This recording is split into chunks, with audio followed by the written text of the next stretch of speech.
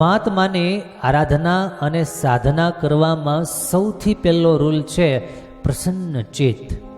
પ્રસન્ન ચિત્ત થયા વગર પરમાત્માની પ્રાપ્તિ સંભવ નથી. કારણ કે પરમાત્મા સ્વયં પોતે પ્રસન્નાત્મા, ભગવાન સ્વયં પોતે આનંદ ઘન છે, આનંદ રૂપ છે. તો જ્યાં સુધી ચિત્ત પ્રસન્ન ન થાય ત્યાં સુધી પરમાત્માની સાધના થાય નહીં, ભગવાનની ઉપાસનામાં મન લાગે નહીં. માટે આવો નક્કી કરીએ આ નવા વર્ષમાં કે પ્રસન્ન ચિત્ત થઈ અને ભગવાનની ભક્તિ કરવી છે. પ્રસન્ન ચિત્ત થઈ અને જીવનની હર પલને માત્ર જીવવી નથી, પણ હર ક્ષણને માણી લેવી છે. જો માણતા નહીં આવડે, જો એનો આનંદ ઉઠાવતા નહીં આવડે, મરી જવાનું તો પાક્કું જ છે ભાઈ. શું કહો છો? કેમ લાગે છે તમને?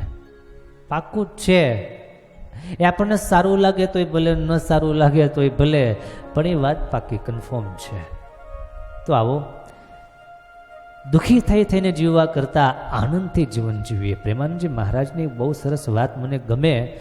એ મહાપુરુષની બંને કિડનીઓ ફેલ, એને કિડની આપનારાની લાઈનો લાગેલી છે, પણ મેં એક જ વાત કરી, મને અંતરથી પ્રસન્નતા છે, હવે મારા શરીરને પ્રસન્નતાની કોઈ જરૂર નથી. કેટલી અદ્ભુત વાત છે, વિચારતા કરી મૂકે એવી વાત છે.